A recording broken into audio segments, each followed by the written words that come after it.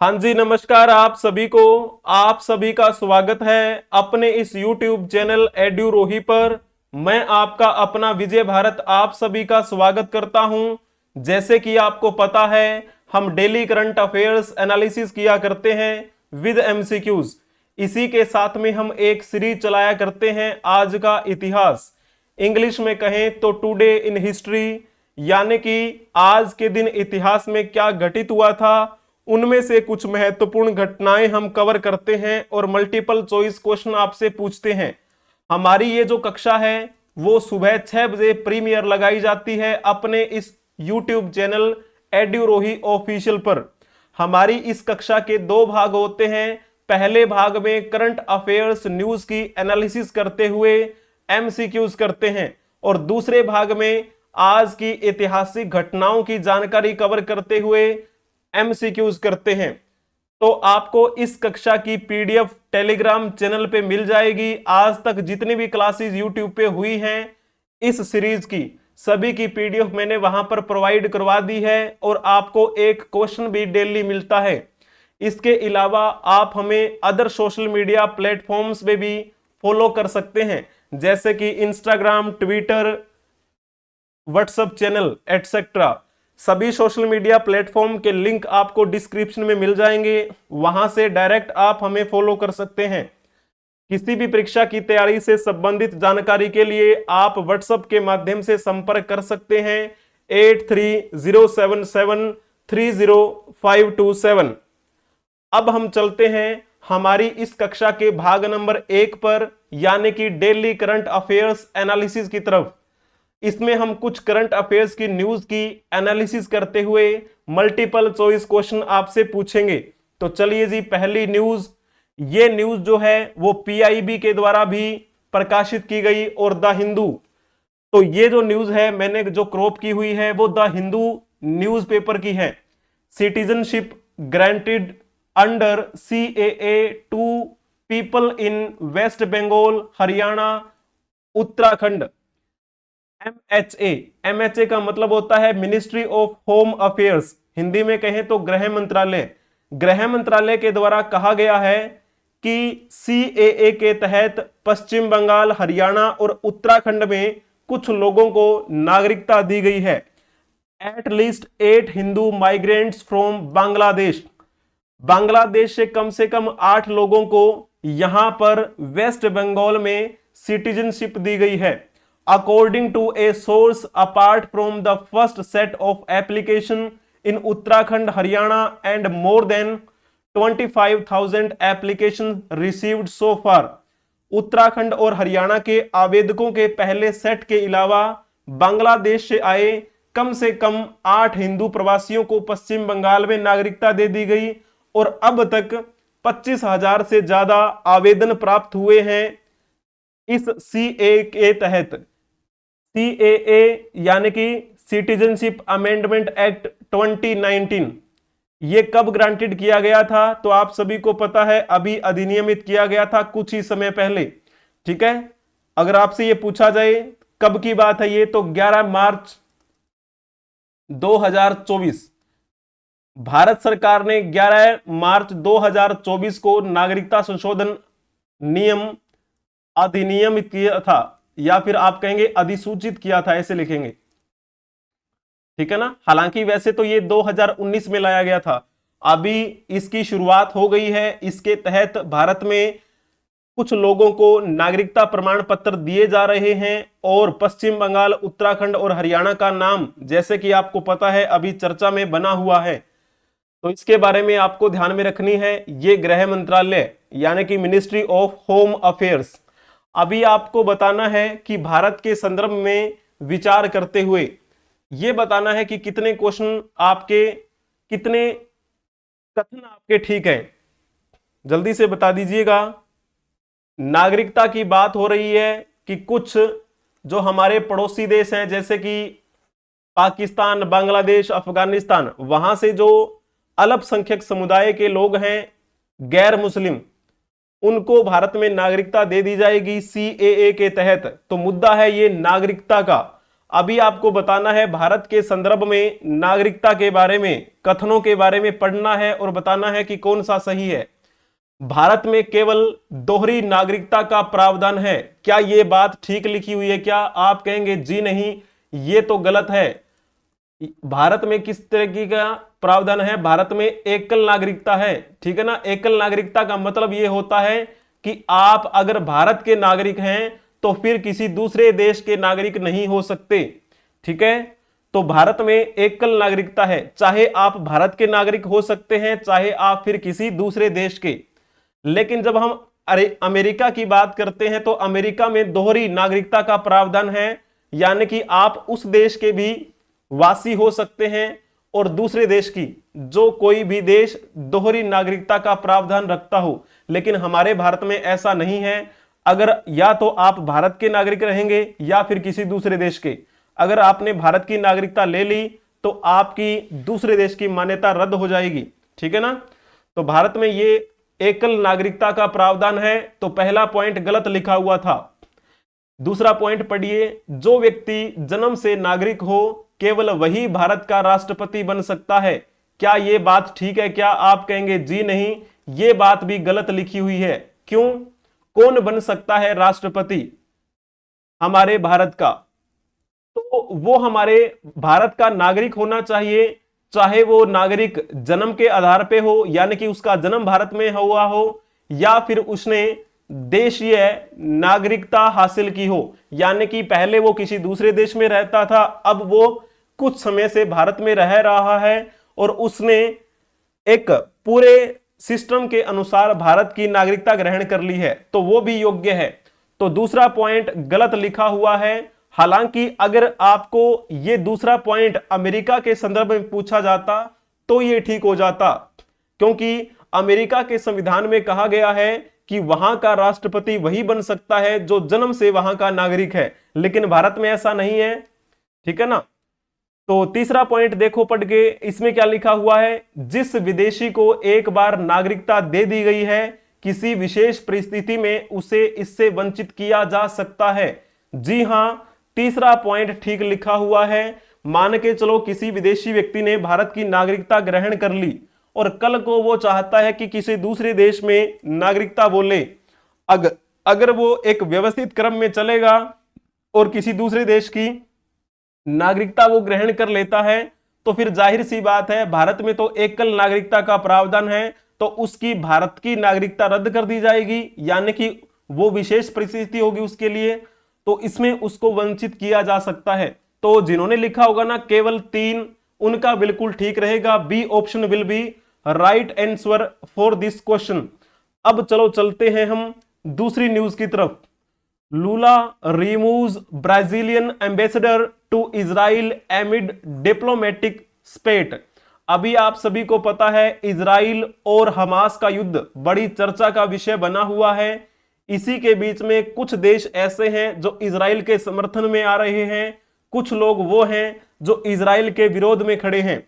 अभी कूटनीतिक विवाद बन गया है इजराइल में और ब्राजील के साथ में। तो इसी कूटनीतिक विवाद के बीच में वहां के लूला डी सिल्वा ने अपने ब्राजीलियन राजदूत को वहां से हटा दिया है। और यहां पर आपको ये देखना है, Israel moves was related to mister Lula's remarks likening Israel war on Gaza to Holocaust. जैसे कि आपको पता है इन्होंने क्या कहा है इजराइल के बारे में कि गाजा पर जो इजराइल का युद्ध है उसकी तुलना होलोकास्ट से की है ब्राजील के प्रेसिडेंट लुइज इनेकियो लूला डी सिल्वा ने। और इसी के चलते फिर इजराइल ने थोड़ा सा मूव लिया, जिसकी वजह से कूटनीतिक विवाद पैदा हुआ और फिर लूला डी सिल्वा ने अपने ब्राजीलीय राजदूत को वहां से बुला लिया है। वहां से बुलाने के बाद अपने उस राजदूत को स्पेशल रिप्रेजेंटेटिव बनाकर भेज दिया है जिनेवा में, ताकि एक डिप्लोमेटिक स्पेट एक अच्छे तरीके से देखी जा सके। विशेष प्रतिनिधि के रूप में सेवा करने के लिए भेजा है वहां पर, ठीक है। Official gazette showed on Wednesday, तो बुधवार को यह जानकारी दी गई थी उनके आधिकारिक राजपत्र में। फेडरिक मेयर को हटाए जाने से कुछ महीने पहले वहां के राष्ट्रपति यानी कि ब्राजील के राष्ट्रपति लूला डी सिल्वा, इन्होंने ब्राजील वापस बुला लिया था अपने उस राजदूत को, ठीक है। उसी के बारे में इजराइल के विदेश मंत्री, और वहां पर आपको ये फोटो भी दिखाएंगे। उससे पहले आप ये क्वेश्चन बताइएगा, बड़ा प्यारा सा क्वेश्चन है, ज्यादा मुश्किल है नहीं। वैसे ब्राजील के संदर्भ में निम्नलिखित कथनों पर विचार कीजिए और बताइएगा कि इनमें से कौन सा कथन सत्य है। जल्दी से बताएंगे। ब्राजील की राजधानी डोडोमा है, क्या यह बात सही है? आप कहेंगे जी नहीं, यह बात सही नहीं है। डोडोमा किसकी राजधानी है? डोडोमा एक अफ्रीकी देश तंजानिया की राजधानी है। तो पहला पॉइंट आपका गलत हो गया। जब हम बात करते हैं ब्राजील विश्व का तीसरा सबसे बड़ा देश है, आप कहेंगे जी नहीं, यह बात भी गलत लिखी हुई है, ये तीसरा देश नहीं है सबसे बड़ा। तो ये कौन से नंबर का देश है? ये पांचवां सबसे बड़ा देश है पूरे विश्व का, पांचवां सबसे बड़ा देश। तो जैसे कि आपको पता है, अगर हम देशों की बात करें तो क्षेत्रफल की दृष्टि से सबसे बड़ा कौन है? रूस। उसके बाद में कौन सा आता है? कनाडा। और फिर आता है चीन का नाम, और फिर किसका आता है? संयुक्त राज्य अमेरिका, संयुक्त राज्य अमेरिका। और उसके बाद में आएगा नाम किसका? ब्राजील का। और ये ब्राजील कौन से नंबर पे आ रहा है? 1 2 3 4 5। तो पांचवें नंबर का ये सबसे बड़ा देश है ब्राजील। उसके बाद में नाम आएगा ऑस्ट्रेलिया का, और उसके बाद में नाम आएगा हमारे भारत का। भारत सातवां सबसे बड़ा देश है पूरे विश्व में। अभी देखो तीसरा पॉइंट पढ़ के देखो, ब्राजील की आधिकारिक मुद्रा का नाम रियल है। जी हां, बिल्कुल सही है, तीसरा पॉइंट ठीक रहेगा। वहां की आधिकारिक मुद्रा का नाम रियल है। ब्राजील दक्षिणी अमेरिका महाद्वीप का सबसे बड़ा देश है, यह पॉइंट भी ठीक लिखा हुआ है। पहला और दूसरा तो गलत है कथन, लेकिन तीसरा और चौथा कथन जो है वो बिल्कुल ठीक रहेगा। जिन्होंने बी ऑप्शन टिक किया है उनका बिल्कुल ठीक रहेगा, अति उत्तम।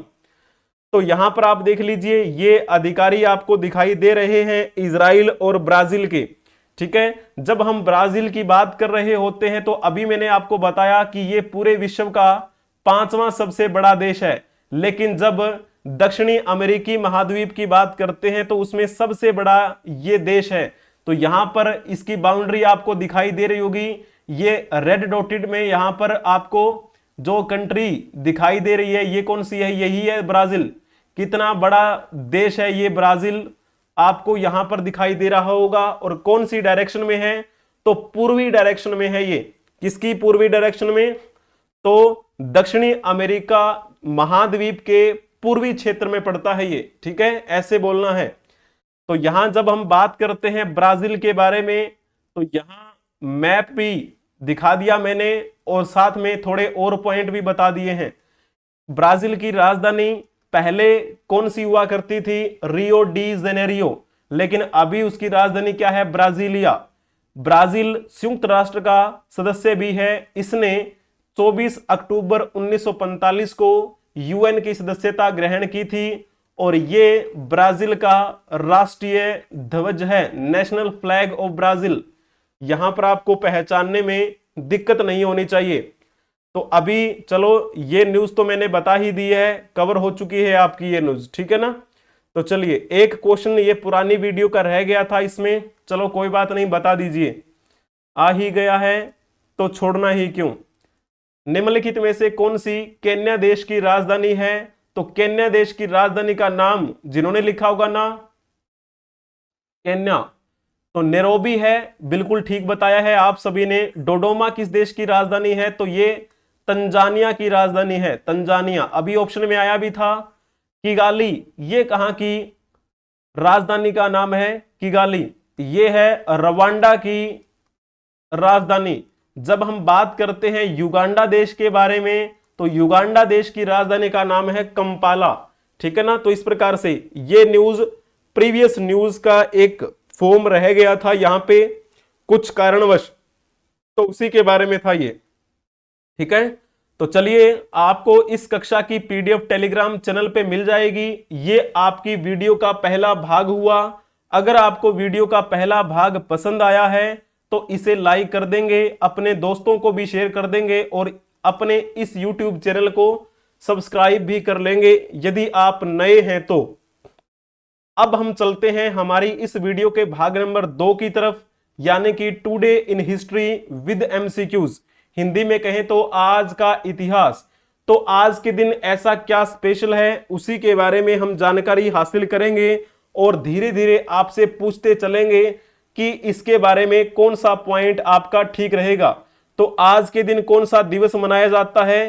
तो विश्व तंबाकू निषेध दिवस मनाया जाता है आज के दिन, यानी कि हर साल 31 मई को विश्व तंबाकू निषेध दिवस मनाया जाता है। कारण क्या है? नाम से ही पता चल रहा है, निषेध यानी कि आपको इसकी मनाही करनी है, इसका प्रयोग नहीं करना। वर्ल्ड नो तंबाकू डे, यानी कि तंबाकू से होने वाले नुकसान को देखते हुए हमें जरूरत है कि हमें तंबाकू को छोड़ देना चाहिए। इसी वजह से लोगों को जागरूक करना है कि तंबाकू का प्रयोग अगर आप करेंगे तो आपके लिए घातक सिद्ध होगा।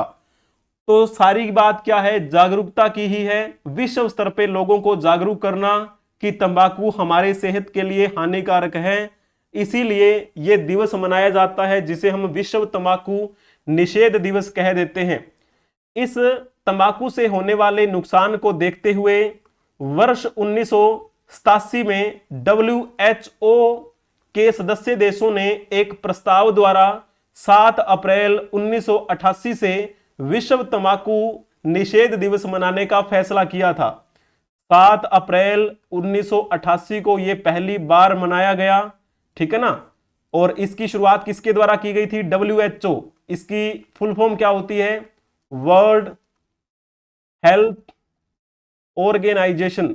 तो इस का हिंदी में क्या नाम लेंगे हम? विश्व स्वास्थ्य संगठन। 1987 में विश्व स्वास्थ्य संगठन के सदस्य देशों ने यह निर्णय लिया था कि वो 7 अप्रैल 1988 से हर साल इस दिवस को मनाया करेंगे।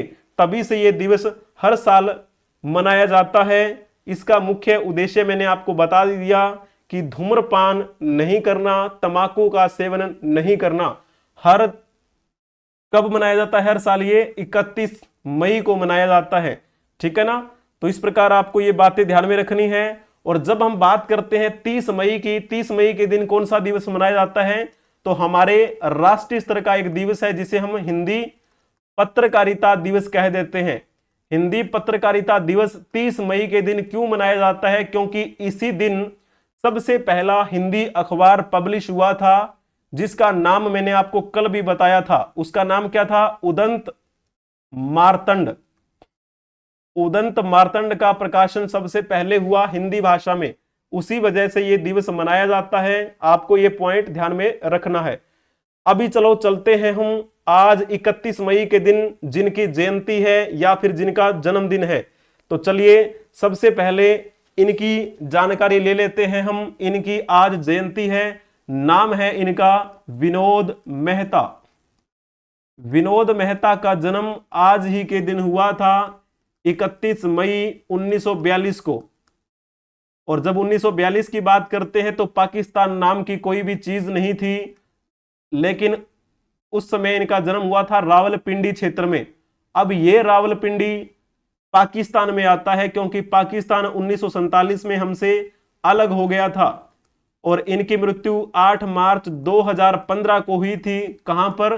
दिल्ली में, जो अभी हमारे भारत के क्षेत्र में है। तो जैसे हम बात करते हैं ये किसके लिए प्रसिद्ध रहे थे, तो ये एक बेहतरीन पत्रकार रहे, एक अच्छे संपादक भी रहे और एक अच्छे लेखक भी रहे। अभी चलो आपसे एक प्यारा सा क्वेश्चन पूछते हैं विनोद मेहता से संबंधित, आप बताने का प्रयास करना। विनोद मेहता के संबंध में निम्नलिखित में से कौन सा कथन सही नहीं है? Which of the following statements is not correct regarding Vinod Mehta? तो चलिए बताइए। पहला पॉइंट पढ़ो। विनोद मेहता ने वर्ष 1971 में बॉम्बे ए प्राइवेट व्यू नामक पुस्तक की रचना की। आप कहेंगे जी हां, ये बात बिल्कुल ठीक लिखी हुई है। ए प्राइवेट व्यू, ये पॉइंट इन्हीं का लिखा हुआ है, ये पुस्तक इन्हीं के द्वारा रचित है। दूसरा पॉइंट देखने का प्रयास करेंगे यहां पर। विनोद मेहता ने 1974 में लखनऊ से प्रकाशित होने वाली पुरुषों की पत्रिका डेब्यूनियर से सहायक संपादक के रूप में अपनी पत्रकारिता की शुरुआत की थी। आप कहेंगे जी हां, ये बात भी बिल्कुल ठीक लिखी हुई है।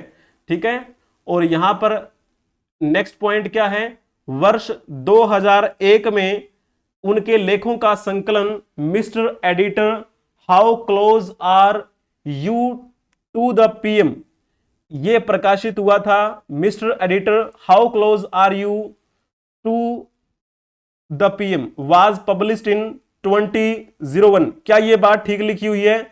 ये बात इनकी सही लिखी हुई है, तो हमें यह भी टिक नहीं करना। विनोद मेहता ने 2016 में आत्मकथा लखनऊ बॉय लिखी, क्या ये बात ठीक है? आप कहेंगे जी नहीं, ये बात ठीक नहीं है। इसी वजह से हम क्या टिक करेंगे, हम टिक कर देंगे डी ऑप्शन। 1915 में तो इनकी क्या हो गई थी, सॉरी 2015 में तो इनकी मृत्यु हो गई थी, लेकिन ऑप्शन डी में क्या लिखा हुआ है, 2016 लिखा हुआ है, तो आपका डी ऑप्शन गलत है। इसी वजह से आपको यह टिक कर देना है। आपने एक प्रसिद्ध नाम सुना होगा आउटलुक का, ये आउटलुक के भी संपादक रहे, ठीक है ना। आउटलुक एक पत्रिका का नाम है, आउटलुक पत्रिका के संपादक भी रहे और मुख्य संपादक भी बने, उसके संस्थापक भी थे ये और संपादक भी थे। इनके द्वारा कुछ रचनाएं लिखी गई थी, कुछ लोगों के जीवन पर जीवनी लिखी गई। एक तो इन्होंने जीवनी लिखी थी मीना कुमारी पर, तो यहां पर आप देख सकते हैं मीना कुमारी की जीवनी किसके द्वारा रचित है, विनोद मेहता। और यहां पर ये कौन है, ये है संजय गांधी। संजय गांधी के बारे में तो आप बखूबी जानते होंगे, भारतीय राष्ट्रीय कांग्रेस के एक नेता रहे संजय गांधी। तो जब हम बात करते हैं राजीव गांधी के बारे में, उन्हीं के समय तो थे ये, है ना। तो चलिए अब हम चलते हैं नेक्स्ट, आज के दिन जिनकी जयंती है उन्हीं के बारे में हम बातें कर रहे हैं। तो इनका नाम क्या है, इनका नाम था लाला जगत नारायणन। लाला जगत नारायण ये बड़े ही क्या माने जाते हैं, एक स्वतंत्रता सेनानी, और साथ में क्या है, स्वतंत्रता सेनानी तो थे ही, एक क्रांतिकारी पत्रकार के नाम, क्रांतिकारी पत्रकार इनको कहा जाता है, ठीक है ना। इनका जन्म कब हुआ था, इनका जन्म 31 मई 1899 को हुआ था पंजाब में, और इनकी मृत्यु कब हुई, 9 सितंबर 1981 को इनकी मृत्यु हुई। और जब हम बात करते हैं पत्रकारिता के क्षेत्र में इन्होंने किस प्रकार का कार्य किया, तो अभी चलो बता दीजिएगा। ये पत्रकारिता के क्षेत्र में बड़ा ही अहम स्थान रखते हैं। इन्होंने पंजाब केसरी नामक दैनिक हिंदी समाचार पत्र की स्थापना की थी, ठीक है ना। लाला जगत नारायण पंजाब केसरी के संस्थापक थे। पंजाब केसरी का नाम तो हो नहीं सकता कि आपने ना सुना हो। पंजाब केसरी एक अखबार आता है, तो जल्दी से बताएंगे कि इस पंजाब केसरी की स्थापना किस वर्ष की गई थी, जल्दी से बताएंगे।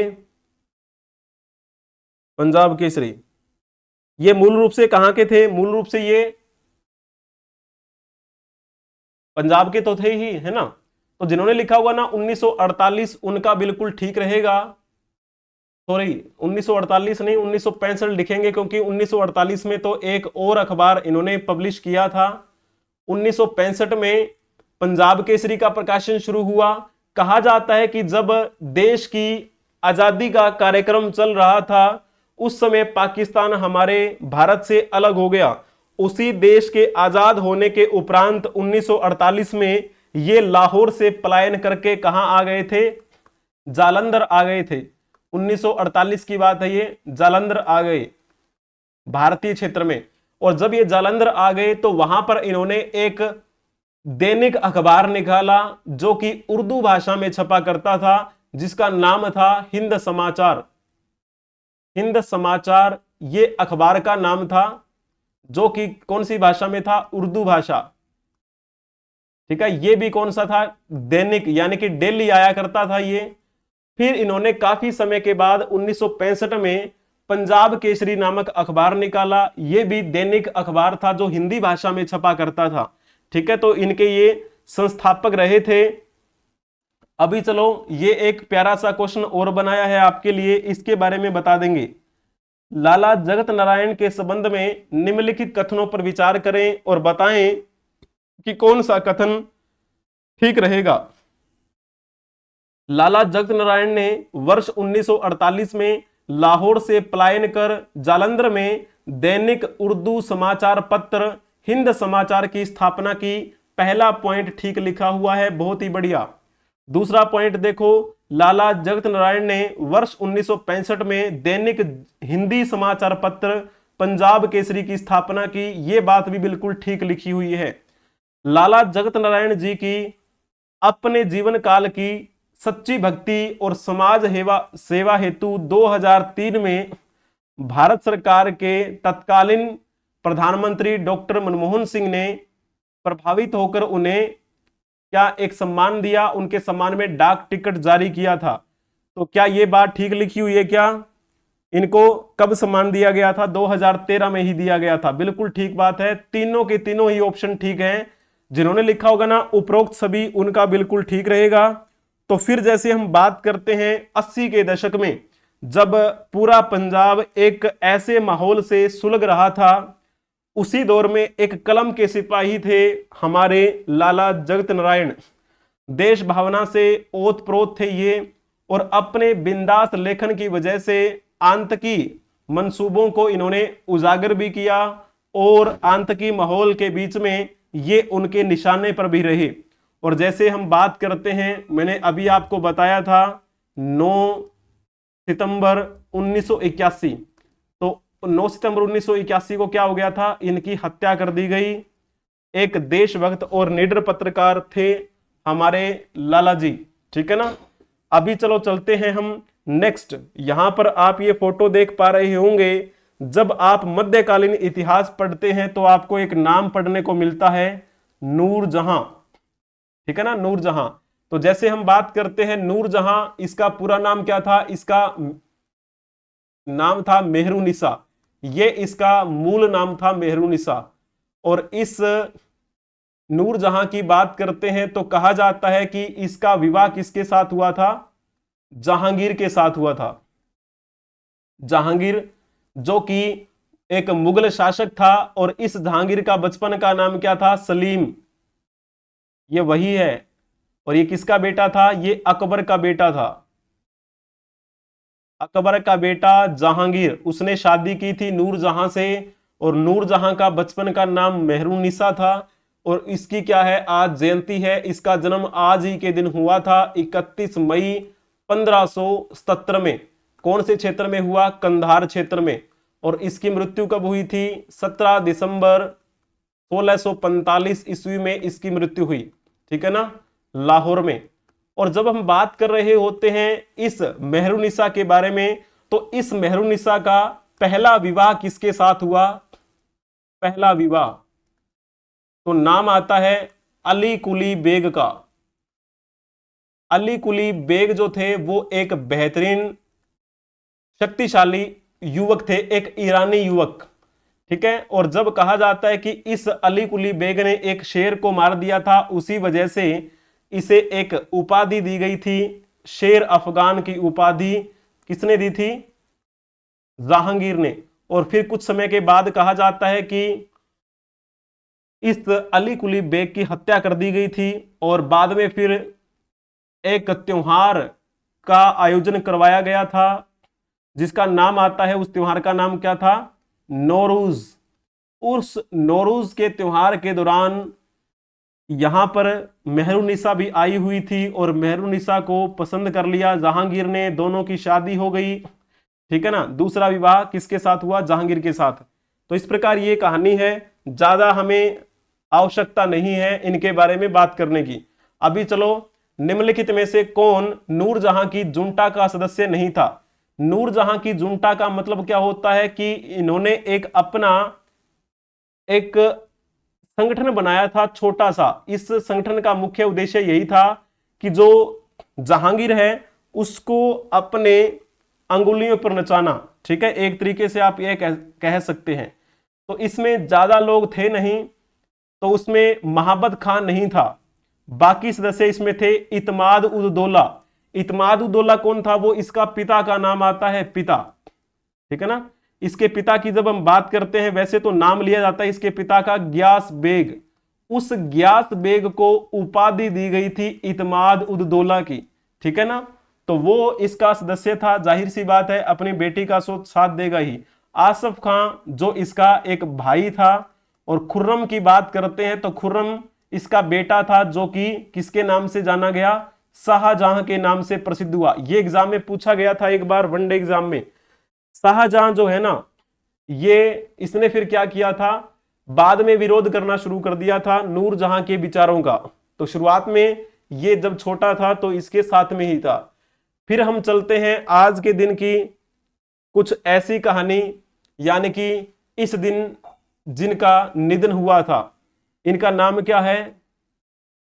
विचित्र नारायण शर्मा। तो इनकी आज पुण्यतिथि है। इनका जन्म 10 मई 1898 को हुआ था और इनकी मृत्यु 31 मई 1998 को हुई। और ये किसके लिए जाने जाते हैं? तो ये भी एक स्वतंत्रता सेनानी रहे और एक अच्छे राजनेता भी थे।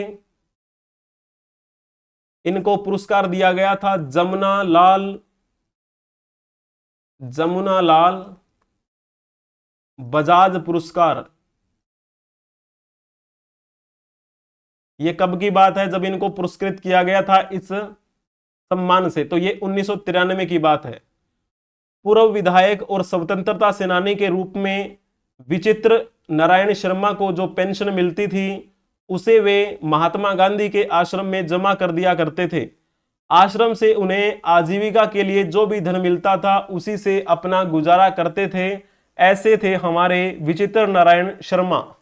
अभी एक क्वेश्चन बताएंगे, विचित्र नारायण शर्मा किस नाम से विख्यात थे? यानी कि लोगों के बीच में किस नाम से ये जाने जाते थे? जल्दी से बताएंगे। विचित्र काका, विचित्र बाबा, विचित्र दादा, विचित्र भाई।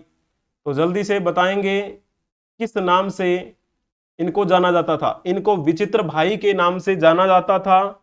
ठीक है ना। 1993 में इन्हें जमुना लाल बजाज पुरस्कार से सम्मानित किया गया, इनके जीवन भर के रचनात्मक कार्यों का सम्मान करते हुए। तो जैसे ही आपको ये मिल गया वीडियो का दूसरा पार्ट, तो आपको पीडीएफ मिल जाएगी टेलीग्राम चैनल पे, और आप हमें फॉलो कर सकते हैं Telegram, Instagram, Twitter, x, WhatsApp channel.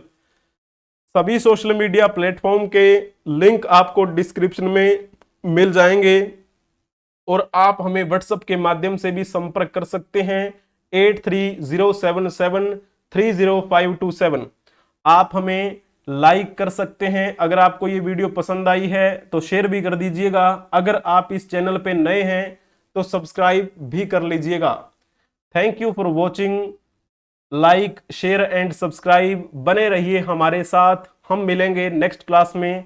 तब तक के लिए नमस्कार। जय हिंद, जय भारत, वंदे मातरम।